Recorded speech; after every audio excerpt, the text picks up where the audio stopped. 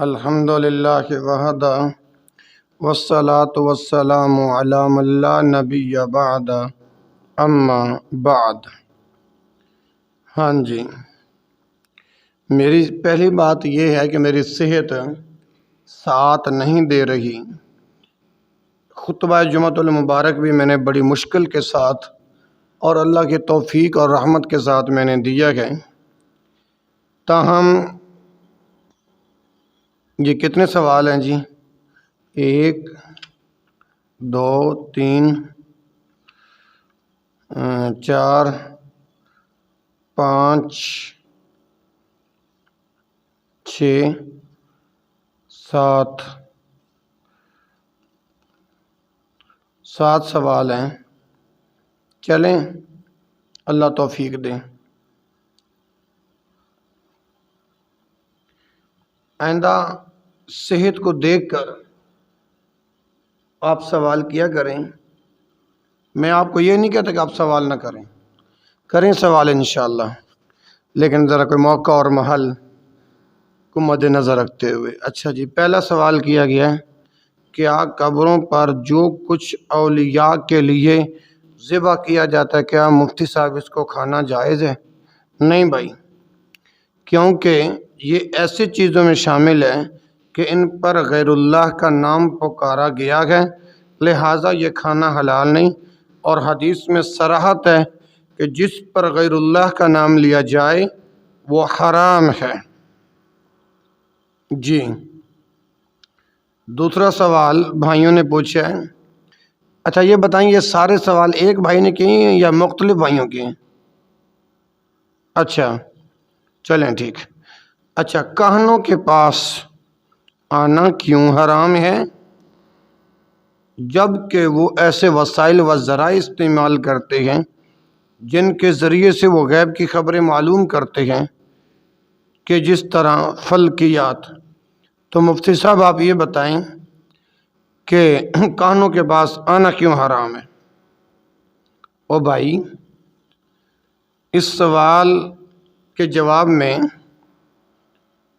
اتنا عرض کروں گا کہ کاہن جنوں سے رابطہ کرتے ہیں، جیسا کہ یہ بات صحیح احادیث سے ثابت ہے۔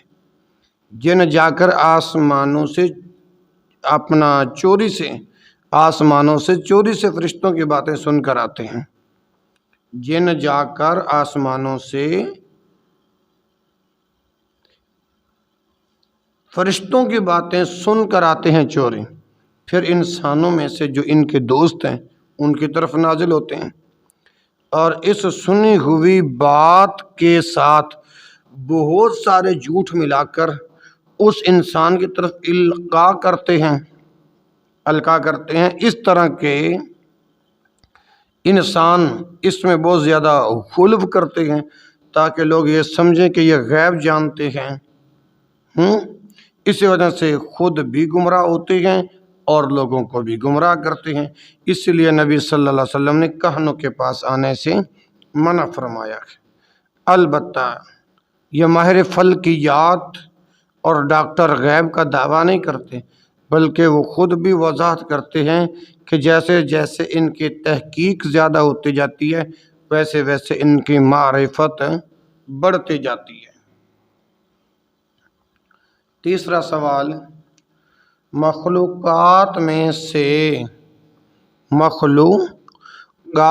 سے سب سے پہلے کسے تخلیق کیا گیا؟ اللہ اکبر کبیرہ۔ مخلوقات میں سے سب سے پہلے کس کو تخلیق کیا گیا؟ سیدنا ابن عباس رضی اللہ عنہ سے روایت کہ رسول اللہ صلی اللہ علیہ وسلم نے فرمایا، یقیناً اللہ تعالیٰ نے سب سے پہلی چیز جو پیدا کی وہ قلم ہے، اور اسے ہر ہونے والی چیزوں کے لکھنے کا حکم دیا۔ یہ حدیث الصحیحہ کے اندر موجود ہے۔ اس حدیث میں اس نظریہ کے رد کی طرف اشارہ ہے جو اکثر لوگوں کے دلوں میں سے ایک پختہ عقیدہ بن گیا ہے، کہ اللہ تعالیٰ نے جو چیز سب سے پہلے تخلیق کی ہے وہ نور محمدی ہے، حالانکہ اس کی کوئی صحیح بنیاد نہیں، اور مصنف عبدالرزاق کی حدیث کی سند جو ہے وہ غیر معروف ہے، جس کے متعلق ہم انشاءاللہ سلسلۃ الاحادیث الضعیفہ میں الگ سے گفتگو کریں گے انشاءاللہ۔ اللہ نے توفیق دے دی، زندگی دے دی، اس کی عطا کی ہوئی رحمت کے ساتھ۔ اچھا، تو میں عرض کر رہا تھا اس حدیث میں ان لوگوں کا بھی رد ہوتا ہے جو یہ کہتے ہیں کہ عرش اول مخلوق ہے، جبکہ اس بارے میں رسول اللہ صلی اللہ علیہ وسلم سے کوئی دلیل مروی نہیں۔ اللہ اکبر۔ یہ بات امام ابن تیمیہ رحمہ اللہ وغیرہ دیگر احادیث سے استنباط اور اجتہاد کرتے ہوئے کہتے ہیں، جبکہ یہ حدیث اور اس معنی کی دیگر احادیث کو لینا اجتہاد و استنباط سے بہتر ہے، کیونکہ یہ اس مسئلہ میں نص ہے اور نص کی موجودگی میں اجتہاد نہیں ہوتا، جیسا کہ معلوم ہے۔ اللہ اکبر۔ یہ تعویل کے عرش کے بعد قلم کی تخلیق ہوئی باطل ہے، اس لیے کہ اس جیسی تعویل اس صورت میں درست ہے جب اس بارے میں نص قطعی ہو کہ عرش سب سے پہلی مخلوق ہے، لیکن اس جیسی نص مفقود ہے، لہذا یہ تعویل درست اور جائز نہیں۔ اللہ اکبر۔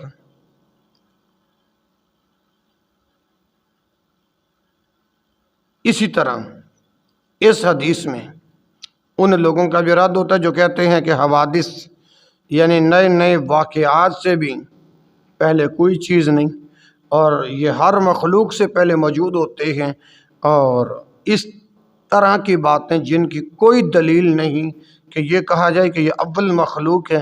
چنانچہ یہ حدیث اس قول کی بھی تردید کرتی ہے اور قلم کا اول مخلوق ہونا متعین کرتی ہے، لہذا اس سے پہلے قطعاً کوئی مخلوق نہیں۔ نظم الفرائد جلد نمبر 124 اور 25 دیکھ لیں۔ اچھا جی، سوال: بعض لوگ انبیاء اور اولیاء سے مدد مانگنے کے لیے واقعہ معراج والی حدیث سے استدلال کرتے ہیں کہ جس میں یہ بات بھی ہے کہ جب نبی صلی اللہ علیہ وسلم کو 50 نمازوں کا تحفہ دیا گیا تو آپ صلی اللہ علیہ وسلم نے حضرت موسیٰ علیہ السلام کے 53 سے کم کروا کر 5 کروائی ہیں۔ اس استدلال کا رد فرما کر رہنمائی کریں۔ تو بھائیوں، ان لوگوں نے جس طرح سے استدلال کیا ہے مردوں سے مدد و تعاون طلب کرنے کے لحاظ سے، اس طرح کی کمزور دلیل کی وجہ سے یہ تو صریح قرآن کی خلاف ورزی ہے، کیونکہ جو نبی علیہ السلام اور موسیٰ علیہ السلام کے درمیان گفتگو کا سلسلہ ہے، کیونکہ اگر اس کے نبی علیہ السلام ہمیں خبر نہ دیتے تو ہمارے لیے اس سے مطلع ہونا ناممکن تھا۔ اس واقعہ کا مسلمانوں کے حال سے کیا تعلق بنتا ہے؟ اللہ اکبر۔ اور یہ لوگ بھی موسیٰ علیہ السلام سے مدد طلب کریں کہ جس طرح رسول اللہ صلی اللہ علیہ وسلم کو فائدہ ملا، ان دونوں چیزوں میں بہت دوری ہے۔ بلا شبہ اس طرح کا استدلال کرنا کسی مسلمان کے لیے لائق نہیں۔ یہ ایک عجیب بات ہے کہ جس چیز کو اللہ تعالیٰ نے حرام قرار دیا، یہ لوگ اس کو مباح کرنے پر اصرار کرتے ہیں۔ ان لوگوں کو ڈرنا چاہیے، بلکہ اس طرح کے صریح شرک کا ارتکاب کرنے کے باوجود جو کتاب اللہ کے مخالف ہے، پھر یہ دعویٰ بھی کرتے ہیں کہ ہم مقلد ہیں۔ مقلد پر تو اجتہاد حرام ہے۔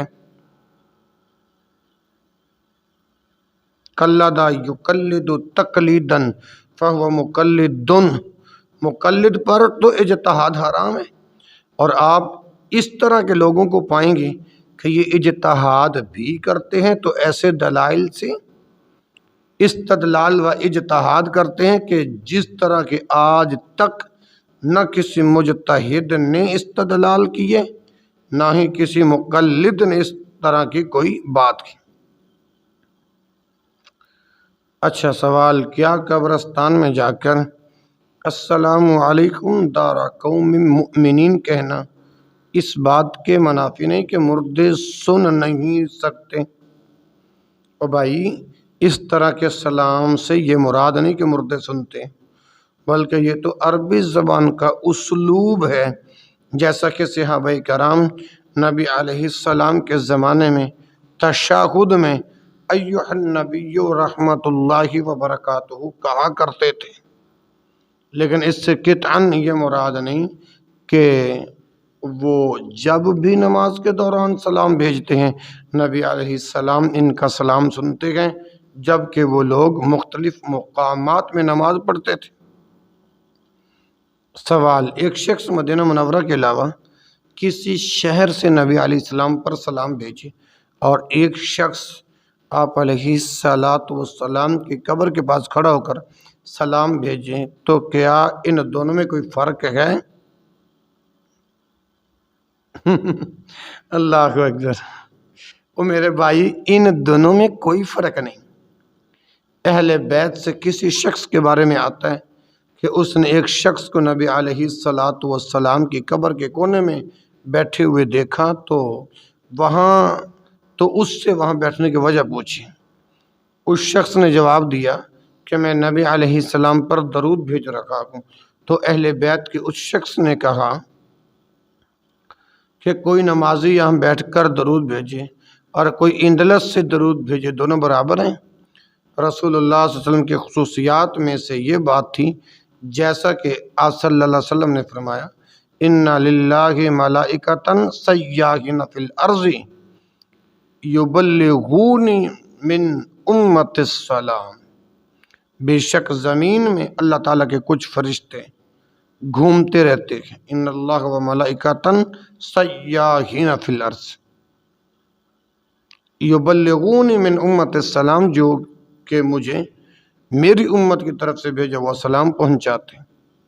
ایک اور حدیث میں ہے کہ جو شخص دور سے مجھ پر درود بھیجتا ہے وہ مجھے پہنچایا جاتا ہے، اور جو شخص قریب سے مجھ پر درود بھیجتا ہے میں اس کو سن لیتا ہوں۔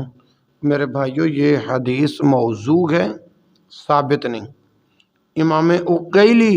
امام عقیلی فرماتے ہیں رحمہ اللہ کہ اس حدیث کی کوئی اصل نہیں اور محفوظ بھی نہیں، اس کی مطابقت اس سے کم درجہ کے لوگوں نے کی۔ اس سے مراد ان کی مراد سدی ہے۔ جریر بن حازم نے اس کو کذاب کہا ہے، اور صالح جزرہ فرماتے ہیں کہ یہ شخص حدیثیں گھڑا کرتا تھا۔ مزید تفصیل کے لیے آپ دیکھیں حد مل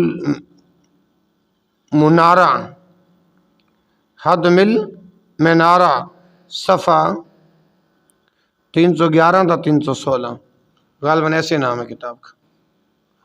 اللہ اکبر۔ سوال، کیا نبی علیہ السلام کی قبر کی زیارت میں اور عام مسلمانوں کے قبرستان کی زیارت میں کوئی فرق ہے؟ جیسا کہ حدیث میں قبروں کی زیارت کرنے پر ترغیب آئی ہے، یا آپ علیہ السلام کی خصوصیت تھی؟ اللہ اکبر کبیرہ۔ ایک گلاس پانی کا لا دیجیے۔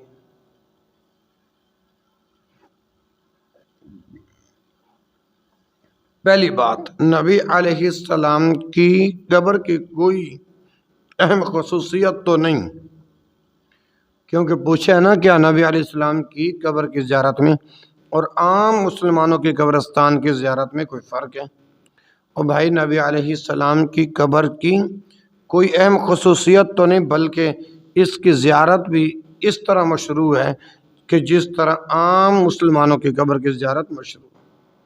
تو صرف نبی علیہ السلام کی قبر کی زیارت کی نیت سے رخت سفر باندھنا اور چیز ہے، اور قبر کی زیارت کرنا اور چیز ہے، جبکہ اولیاء اور صالحین کی قبروں کی زیارت کے خاطر سفر کرنا یہ اس سے مختلف ہے۔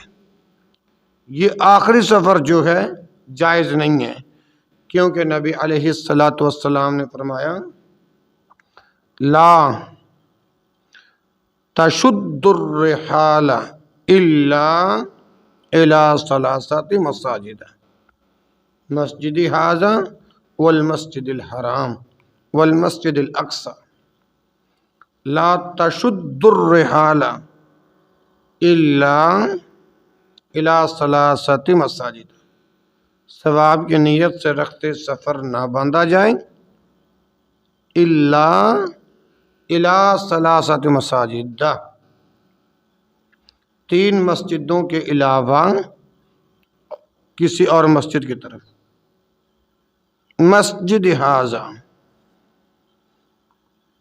مسجد نبوی والمسجد الحرام مسجد حرام والمسجد الاقصی اور مسجد اقصی تو جو شخص شرعی طور پر نبی علیہ السلام کی قبر کی زیارت کے لیے سفر کرنا چاہے تو اس کو چاہیے کہ وہ مسجد نبوی میں نماز پڑھنے کی فضیلت پانے کی نیت سے سفر کرے، جیسا کہ آپ صلی اللہ علیہ وسلم نے فرمایا میری مسجد میں نماز پڑھنے کا اجر و ثواب دوسری مسجدوں سے 1000 گنا زیادہ ثواب ہے مسجد حرام کے علاوہ۔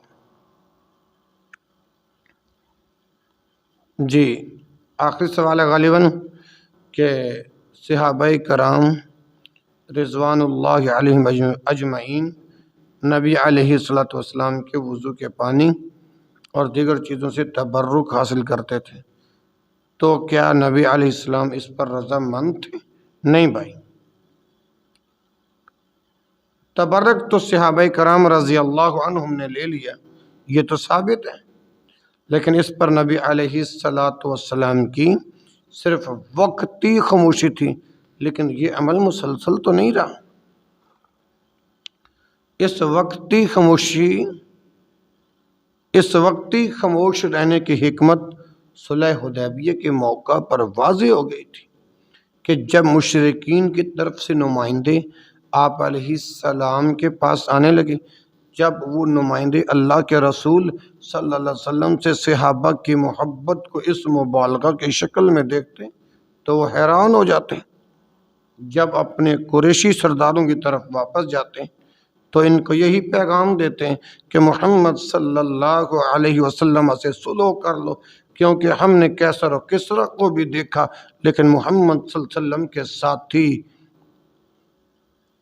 جتنی ان کی تعظیم کرتے ہیں، محمد صلی اللہ علیہ وسلم کے ساتھی جتنی ان کی تعظیم کرتے ہیں اتنی کوئی بھی رعایا اپنے بادشاہ کی تعظیم نہیں کرتی۔ نبی علیہ السلام نے فرمایا، حدیث کا حوالہ تو مجھے یاد نہیں، بہرحال حدیث صحیح ہے، لا تطرونی کما اطرت النصارى عیسی ابن مریم علیہ السلام فانما انا عبد فقولوا عبدہ ورسولہ۔ رسول اللہ صلی اللہ علیہ وسلم نے فرمایا لا تطرونی، مجھے اتنا مت بڑھاؤ، کما اطرت النصارى، جس طرح نصارہ نے عیسی ابن مریم، مجھے اتنا مت بڑھاؤ جس طرح نصارہ نے عیسی ابن مریم کی تعظیم میں غلو کیا ہے۔ فَإِنَّمَا أَنَا عَبْدٌ فَقُولُوا عَبْدُهُ وَرَسُولُهُ،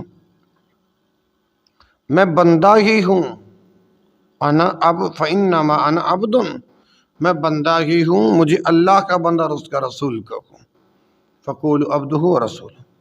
اور ایک بار آپ علیہ السلام نے اپنے ساتھیوں کا مشاہدہ کیا کہ جب وہ آپ علیہ السلام کے وضو کے پانی سے تبرک حاصل کر رہے تھے تو آپ نے ان سے پوچھا کہ تمہیں اس پر کس چیز نے ابھارا؟ تو صحابہ رضی اللہ عنہم اجمعین فرمانے لگے اللہ اور اس کے رسول کی محبت نے۔ تو آپ علیہ السلام نے فرمایا ان کنتم تحبون اللہ فاصدقوا فی الحدیث وعد الامانہ، اگر تم واقعی اللہ سے محبت کرتے ہو تو تم باتوں میں سچائی پیدا کرو، وعد الامانہ، اور امانت کو ادا کرو۔ اس لیے ہم دیکھتے ہیں کہ تبرک کے لحاظ سے جو ثابت ہے وہ واقعتاً ثابت ہے۔